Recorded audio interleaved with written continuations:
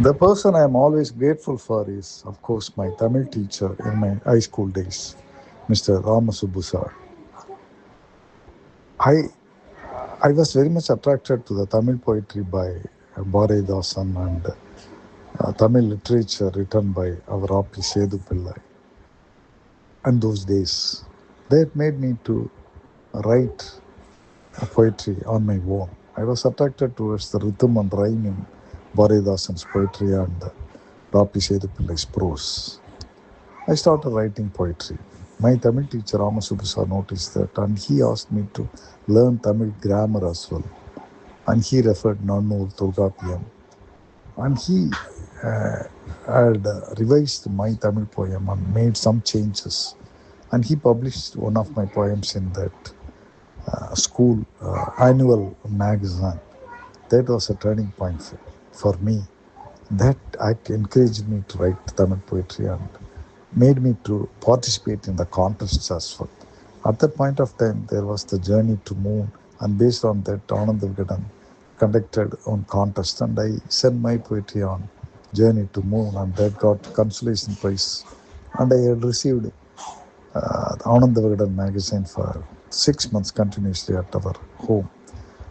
And that was a very, very encouraging gesture for me, to me. And that made me to write so many poems from that day onwards during my school days, college days, in my professional days. And I have written more than 2,000 plus poems. And I published ebooks, more than 70 plus ebooks of Tamil poetry. And also I tried Tamil prose, stories, lot of things. Everything because of that encouragement given by my Tamil teacher, Ramasubbu sir. So I'm always grateful for him. Even now, whenever I write any new poetry, I always remember him, how he corrected few mistakes in my Tamil poetry to suit that to that Tamil grammar. Hence, he's always in my mind. I had also written about him in my recent article on my Uttara Gosamanga memories, my memories from my high school days. I have mentioned about my Tamil teachers. Hence, he's always there for me. Not in this world now, but he's always blessing me from the heaven. The simplest moments often hold the richest joy. Sitting at home, preparing our own coffee, using the simple coffee powder, cow milk, water, and little bit of sugar, and sipping it sitting at home, watching the raining outside through the window brings the richest joy. That moment brings the richest joy. Instead of going out to the richest restaurant and ordering coffee by selecting from different varieties of milk like coconut milk, cow milk, etc., and selecting different flavors of coffee powder. That is mere wastage of time, money, and efforts. And also just watching TV, sitting at home, enjoying the songs by P. Susila and S.P. Balasubramaniam is definitely more joyful than going out to the biggest cinema hall and watching the noisy song sequences, eating popcorn and listening to those songs along with applause by the audience. That brings pain, that might bring headache. But here, it is bliss. It is more than joy, just watching the song sequences in our TV, our favorite songs. In the same way, joy is inside our own self. We are trying to find it outside. Just laying down, relaxing each and every part of our body brings that bliss to us that is healthy. Instead of going out, roaming around, chatting with friends, eating along with them, going to many, many places, not at all required. And in the same way, just watching our kids, playing with them, and just looking at our wife's eyes and enjoying that love and affection. That moment, that is a joyful moment. Then just going around, roaming around and sightseeing, not at all required. Hence, simplest moments bring richest joy. The complex moments bring complex pain. Let us not acquire that by spending our time and efforts and money. If kindness was a currency, I think I will be the richest person in this world. Having known about myself since my childhood days, and having heard many appreciative words from my friends, which vouched that I know that I am a kind person. With kindness as currency, I am sure that I will become one of the richest person in this world. Leaving gold and other commodities and other papers like dollars or rupee, etc., to decide the richness of individuals and country will definitely create awareness about kindness. As kindness is made as the new currency in this world. If people become kind towards others, they will not quarrel. There will not be any war at all. Kindness is sympathy and empathy. Getting into the shoes of the other person to know about his own feeling and act accordingly. That type of kindness will definitely help us to help others, not to harm others. In that way, I am sure the world will become a better place for all of us to live together peacefully, happily. But in practical terms, is it possible? Will kindness made as a currency? Having known the description of currency as a store of value, how we are going to attribute value to that currency? A lot of questions are there, but hypothetically, I will say that if kindness is made as a currency, definitely the world will become a richest place. And I will also become one of the richest person in this world. When you laughed at the wrong moment, there were many such moments. But the first incident is still in my memory when I laughed at the wrong moment. That was during my school days. One of my friends, he always boasted about his own self and about his own family. Every day, first day of every month, he used to come to us and start talking about his father's salary. Hey, today my father got 10 sections of 100 rupee notes as his salary. One section contains 100 pieces, so 10 sections comes to around 1 lakh rupees. We knew that his father was working as a subordinate staff in a cooperative bank. He would not be getting that much of salary. But every month, first day of every month, he was telling the same story to us. Initially, we were ignoring him. But at one point of time, we couldn't help it. We started laughing at him. Your father, 1 lakh rupees. Oh! He got angry because that was a wrong moment. He thought that we will be appreciating him and we will be proud of him. That was his thinking. When he came to know that we were making fun of him, he got angry. And we all ran away from him. He was a hefty guy, stronger than us.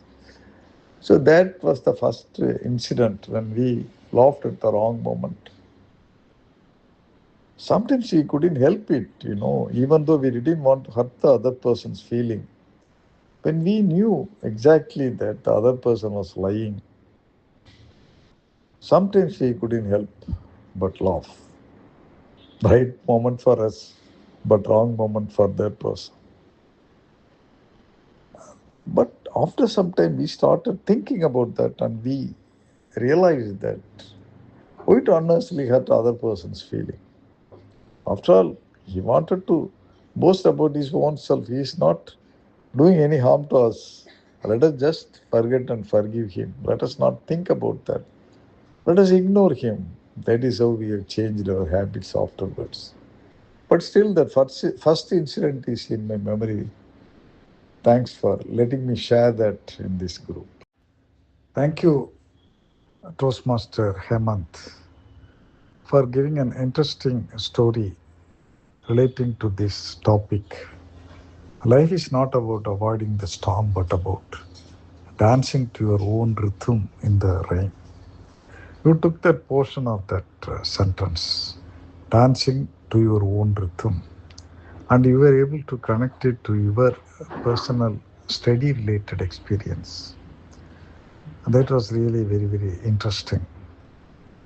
The way in which you planned your own cycle, your own rhythm for your own studies, and how you are able to come up in your life. And that type of experience is very, very inspiring and very, very useful to the listeners. I enjoyed that speech. I like the way in which you immediately connected to your personal experience from the first sentence itself. Because as we have only 2.5 minutes, it is a very good way to explain the personal experience in detail rather than explaining about the topic. This strategy you have adopted for this speech, that is very, very interesting and inspiring.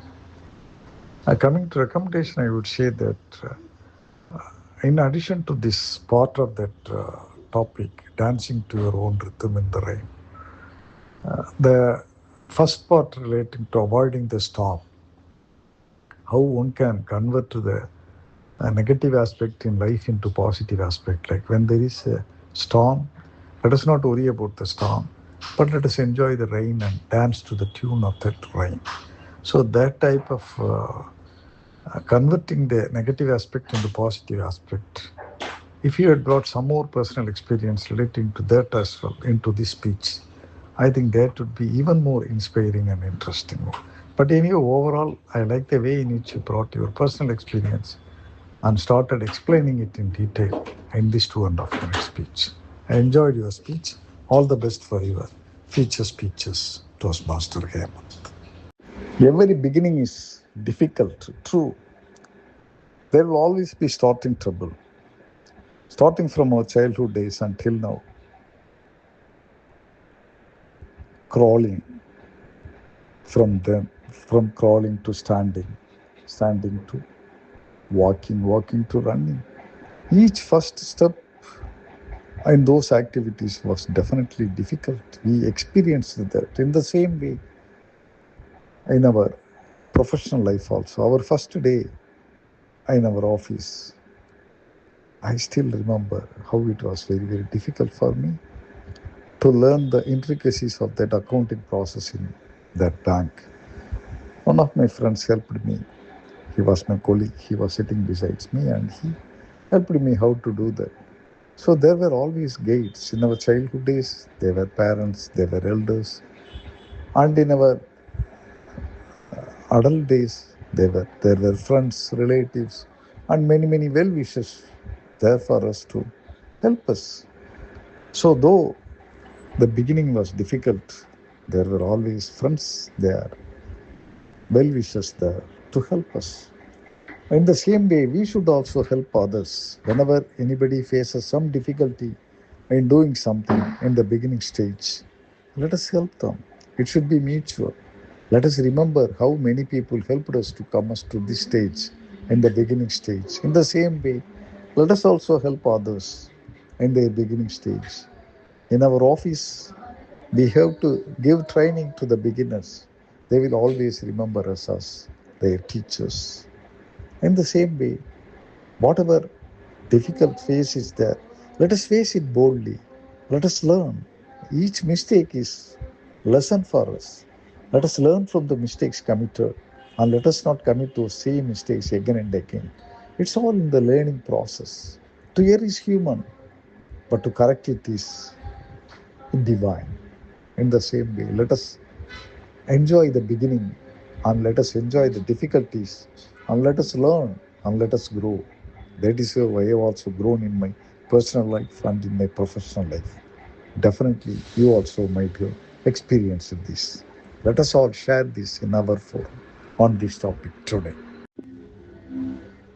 I like the way in which our Toastmaster Sai started the speech by bringing a personal experience, very, very inspirational story on this topic. He who makes no mistakes never makes anything. Many of us might have experienced this as a new journey, how we faced a lot of problems in the initial stage. And unfortunately, he was not well at that point of time and he had to take medical leave. And after returning, he faced a lot of problems. Maybe his health was not good, and because of that, he was committing a lot of mistakes. And I was very happy to note that his company brought a personal improvement plan for him. In many companies, I am seeing that this HR department is doing a wonderful job by identifying the people based on their attitude and based on their aptitude and provide them all types of encouragement by giving them these type of improvement plans and giving some special attention to them, training them. He was fortunate to have that type of training at that point of time, and he was very, very sincere in attending that improvement plan. The rest was history for him, not only for him, but anybody who does not lose interest in his job and who takes all mistakes as learning lessons. That was a great inspirational story for me. Yes.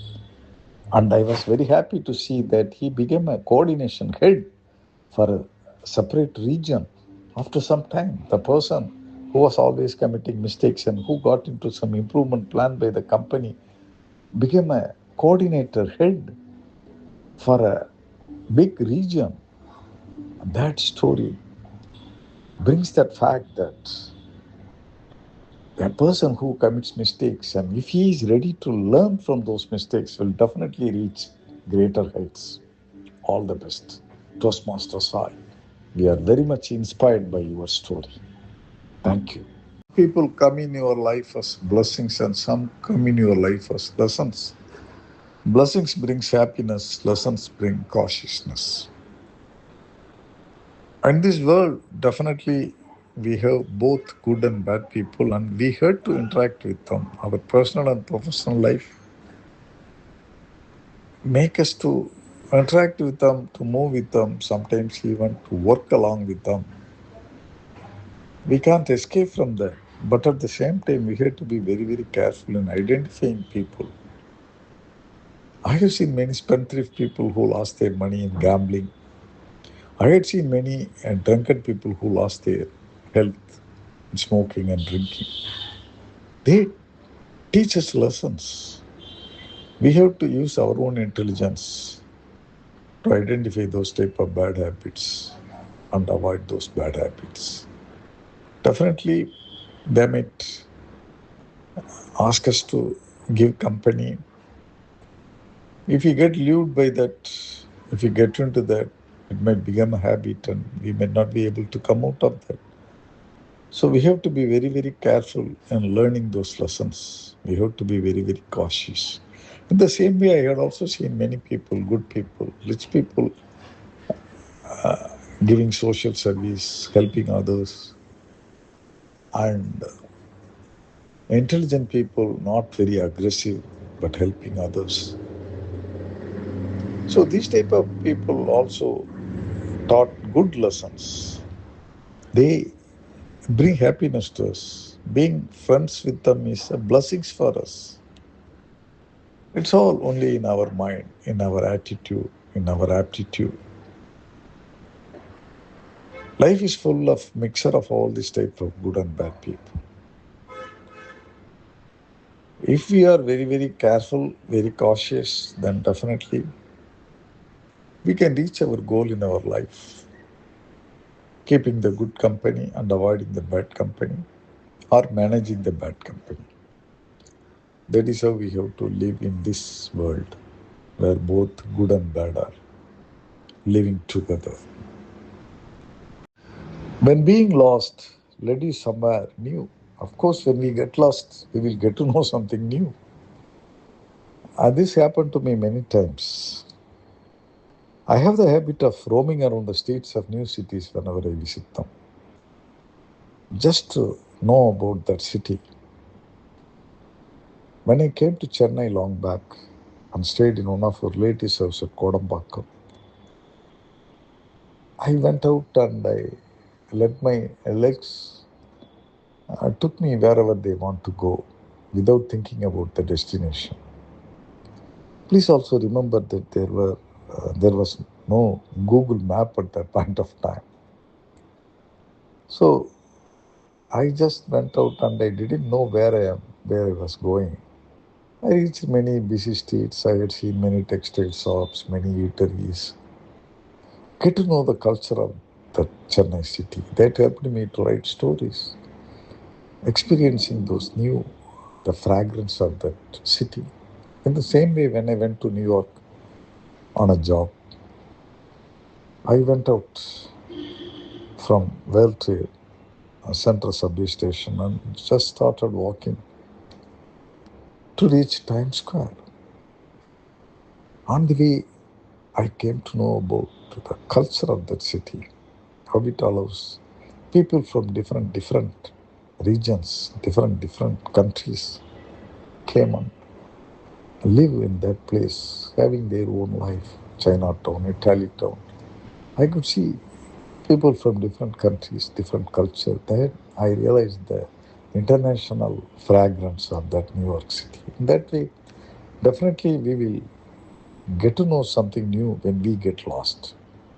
If we take it in that way, we should not get afraid and we should be ready to seek help from others. If we have that type of mentality, without worrying and without afraid of anything, we can definitely learn new things when we get lost.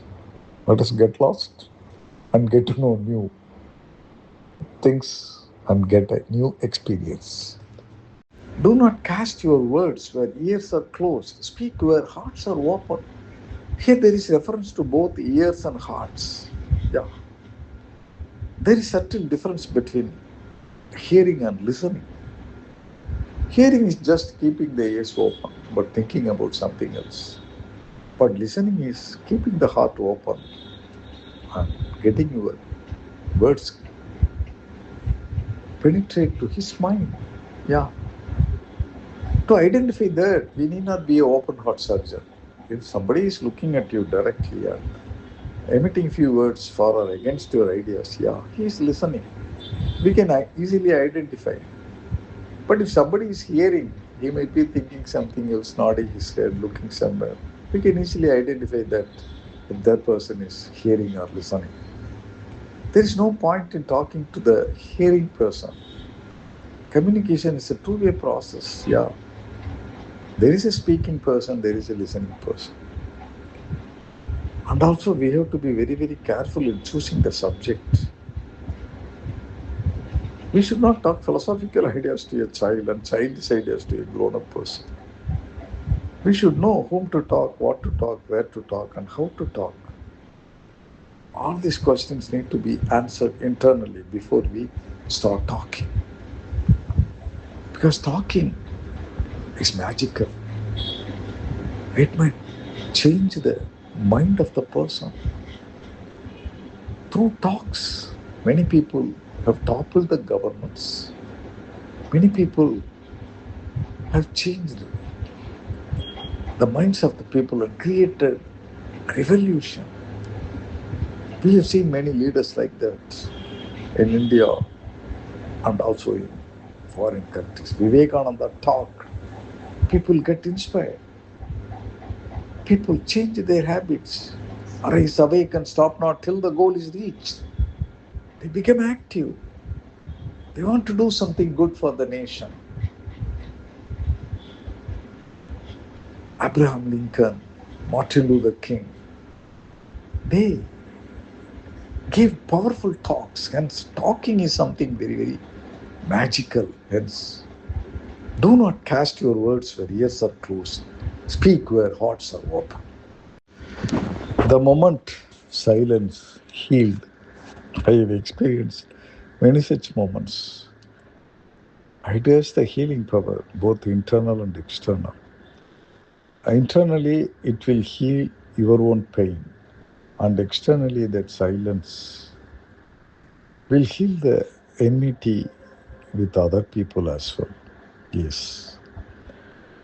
Whenever there is any quarrel with any of my friends, when I exercised silence and kept quiet, they also kept quiet. I have seen this. Now, there is no counter argument from my side. They don't know what to talk. They started thinking about their own arguments. They might be right or they might be wrong. But my silence sent a message that I am ready to listen to them. That listening to others will definitely heal that type of hard feelings which the other party has. And that is healing the external problems. And when we keep silent, our mind and our body experience relaxation. That relaxation will definitely heal our own self. Whatever hatred, whatever anger we have will definitely get healed, and we will feel that relaxed feeling. Hence, silence is always golden. Whenever I have some misunderstanding with my own family members, I practice silence. Sometimes I might be wrong. This silence, first of all, removes the anger from my mind and make me to think. Hence, in both ways, silence is the best healer.